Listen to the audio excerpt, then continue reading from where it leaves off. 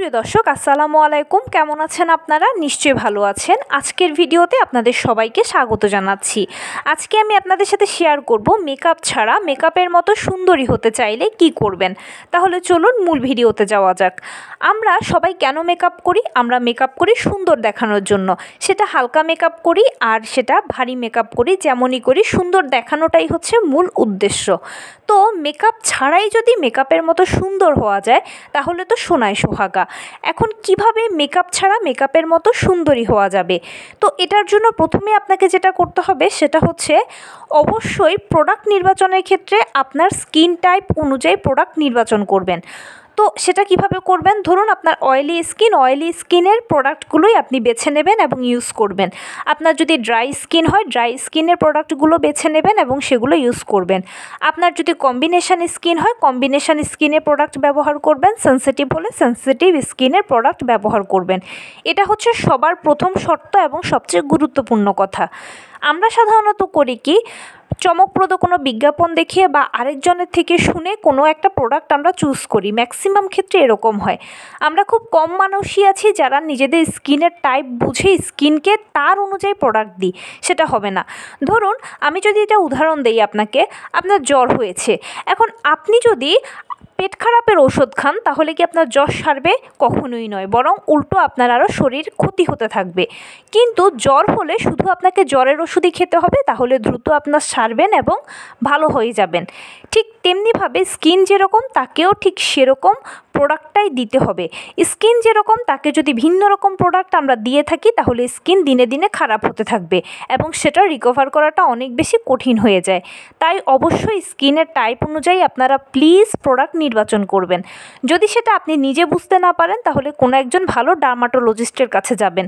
কোনো নাম সর্বস্ব কোনো চমকপ্রদ বিজ্ঞাপন দেখে ডার্মাটোলজিস্টের কাছে নয়, এক্স্যাক্ট ডার্মাটোলজিস্টের কাছেই যাবেন, যার কাছে গেলে আপনি উপকার পাবেন। তো ডার্মাটোলজিস্ট আপনাকে সাজেস্ট করবে এবং সেই সাজেশন অনুযায়ী আপনি নিজেও আইডিয়া করে পরবর্তীতে প্রোডাক্ট নির্বাচন করতে পারবেন।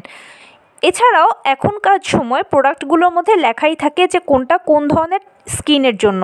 দেখতে পাবেন যে প্রোডাক্টগুলো পড়তে পড়তে একটু নিচের দিকে গেলে দেখবেন যে oily or combination skin based, dry or sensitive skin, এই ধরনের লেখা থাকে। লেখাগুলো পড়েও বুঝতে পারবেন।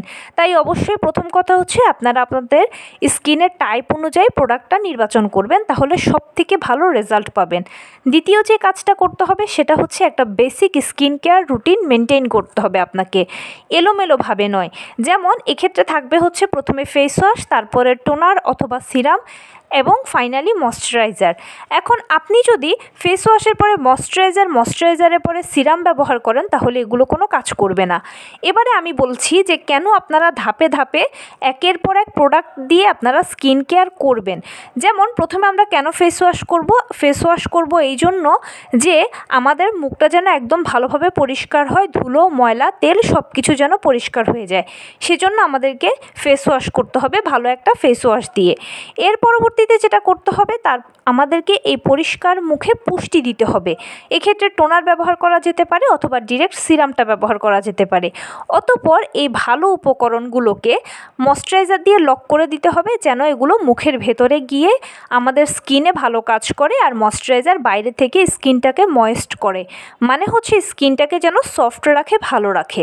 এইভাবে বেসিক স্কিন কেয়ার রুটিনটা মেনটেন করতে হবে। এরপরে সবচেয়ে যে গুরুত্বপূর্ণ ইস্যু সেটা হচ্ছে সানস্ক্রিন ব্যবহার করা। সূর্যের আলো হচ্ছে ত্বকের জন্য ক্ষতিকারক। এটা যেমন একদিকে ভালো অপরদিকে ক্ষতিকারকও। সূর্যের ক্ষতিকর ইউভি রশ্মি আমাদের স্কিনে প্রচুর মেলানিন তৈরি করে, আর মেলানিন যত বেশি হয় শরীরে ততই কিন্তু গায়ের রং ডার্ক হতে থাকে। আপনারা দেখবেন যে অনেক ফর্সা মানুষও যদি রোদে থাকে দীর্ঘদিন তাহলে সেও কালো হয়ে যায়। এর কারণ হচ্ছে প্রচুর মেলানিন তৈরি হয় শরীরে। তো অবশ্যই সব কিছুরই একটা মাত্রা ভালো।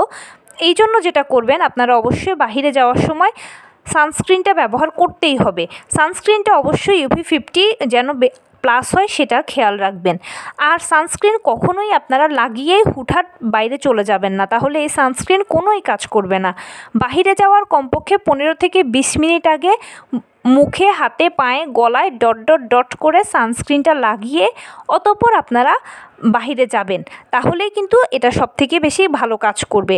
আর সানস্ক্রিন লাগানোর ক্ষেত্রে আরও একটা কথা আছে, সেটা হচ্ছে ধরুন আপনার সানস্ক্রিন যদি একটু ক্রিম টাইপের বা মোটা টাইপের হয়, তাহলে আপনি পুরো 2 আঙ্গুল, মুখের জন্য পুরো 2 আঙ্গুলই নেবেন। পুরো 2 আঙ্গুল যদি না নেন তাহলে এই সানস্ক্রিন কাজ করবে না। আর যদি এটা একটু পাতলা টাইপের হয় তাহলে পুরো 3 আঙ্গুল, পুরো 3 আঙ্গুলই সানস্ক্রিন ব্যবহার করবেন। আর যদি কম ব্যবহার করেন তাহলে এটা কোনো কাজ করবে না। তাই অবশ্যই সানস্ক্রিনটা আপনারা ব্যবহার করবেন, এটা হচ্ছে সবথেকে ইম্পর্ট্যান্ট, এটা স্কিনের খুব ভালো বন্ধু। এরপরে যেটা করতে হবে সেটা হচ্ছে একটা বেসিক নিয়ম মানতে হবে জীবনযাত্রার ক্ষেত্রে। তো সেটা কীরকম, সেটা হচ্ছে একটু ভোরবেলা ঘুম থেকে উঠবেন, ঘুম থেকে ওঠার পরে কিছুক্ষণ হাঁটাচলা করবেন, হালকা পাতলা ব্যায়াম করবেন। এতে আপনার শরীরে ব্লাড সার্কুলার ভালো হবে, আপনার শরীর ভালো থাকবে, সেই সাথে আপনার স্কিনও ভালো থাকবে। আর ফ্রেশ এয়ারটা কিন্তু আমাদের স্কিনের ভালো একটা বন্ধু। এরপরে যেটা করবেন, আপনি সারাদিনে যা যেরকম কাজকর্ম করছেন সেটা তো করছেনই, রাতের বেলা 9টা থেকে 9:30টার মধ্যে রাতের খাবারটা খেয়ে ফেলবেন এবং এরপরে আবার কিছুক্ষণ হাঁটাচলা করে 10টা থেকে 10:30টার মধ্যে কোনো ডিভাইস ছাড়া আপনারা শুয়ে পড়বেন। অবশ্যই রাতে ঘুমানোর আগে আপনারা স্কিন কেয়ার করবেন। স্কিন কেয়ার করার ক্ষেত্রে হয় কি, আমরা সাধারণত সকালবেলা করি, কিন্তু সকালবেলা আমাদের স্কিনে সেরকম ধুলো ময়লা জমে না। সারাদিন কাজকর্ম করার পরে বা সারাদিন আমরা ঘরে থাকি, বাহিরে থাকি, আমাদের ত্বকে কিন্তু ধুলো ময়লা জমে। রাতের বেলা যদি আমরা সেই স্কিন কেয়ারটা করে বেসিক রুটিনটা মেনটেন করে ঘুমাই, তাহলে সারা দিনের ক্ষতি ত্বক পুষে নেবে এবং ত্বক ভালো থাকবে। সেজন্য অবশ্যই স্কিন কেয়ারটা রাতে করাটাই সবথেকে বেশি ইম্পর্ট্যান্ট। আর সপ্তাহে একবার ডিপ ক্লিন করবেন। ডিপ ক্লিন মানে হচ্ছে কি, এক টুকরো বরফকে পুরো মুখে ঘষবেন, ঘষার পরে কি হবে, মুখের যে ছোট ছোট গর্তগুলো রয়েছে এগুলো ওপেন হয়ে যাবে। আর এরপরে বেসিক স্কিন কেয়ারটা করবেন, এটাকেই বলা হয় ডিপ ক্লিন। আর আমি যেটা বলছিলাম যে এই নিয়মতান্ত্রিক রুটিনটা অবশ্যই মেনটেন করবেন। এতে কি হবে, আপনার শরীর ভালো থাকবে, আপনার ত্বকও ভালো থাকবে। খাদ্যাভ্যাসের ক্ষেত্রে অবশ্যই নিজেকে পরিবর্তন করতে হবে, যেমন চিনি জাতীয় খাবারকে অ্যাভয়েড করাটা সবথেকে ভালো। তার পাশাপাশি যে কোনো ধরনের অ্যালকোহলকে অ্যাভয়েড করা ভালো। ভাজাভুজি খাবারকে অ্যাভয়েড করবেন, ঘরে তৈরি করা খাবার খাবেন। শাকসবজি, মাছ, মাংস, দুধ, ডিম এগুলো সবসময় আপনার খাদ্য তালিকায় থাকবে। ঘরোয়া খাবারের উপর নির্ভর করবেন। এভাবেই যদি আপনারা চলতে পারেন, এই জিনিসগুলো যদি মেনটেন করতে পারেন, তাহলে ইনশাল্লাহ দেখবেন অচিরেই আপনার মেকআপের কোনো প্রয়োজন হবে না। বিনা মেকআপেই আপনি মেকআপের মতো সুন্দর হবেন। আপনার মুখে কোনো দাগ ছোপ থাকবে না। আপনার মুখে আগে যদি দাগ ছোপ থাকে সেগুলো অটোমেটিক রিকভার করে যাবে। তার পাশাপাশি স্কিনে একটা উজ্জ্বলতা ফুটে উঠবে, আপনাকে দেখতে অনেক বেশি সুন্দর লাগবে। তো এই ছিল আজকের ভিডিও। কেমন লাগলো বলুন। যদি ভালো লেগে থাকে ও হেল্পফুল হয়ে থাকে তাহলে প্লিজ লাইক, কমেন্ট, শেয়ার করতে একদম ভুলবেন না। আর সেই সাথে আমার চ্যানেলটিকে সাবস্ক্রাইব করার বিনীত অনুরোধ রইল। পাশে থাকা বেল আইকনটি ক্লিক করে দেবেন, যেন আমি ভিডিও আপলোড করার সাথে সাথে আপনারা নোটিফিকেশান পেয়ে যান। যদি কোনো প্রশ্ন থাকে কমেন্টসে জানাবেন, আমি রিপ্লাই দেব।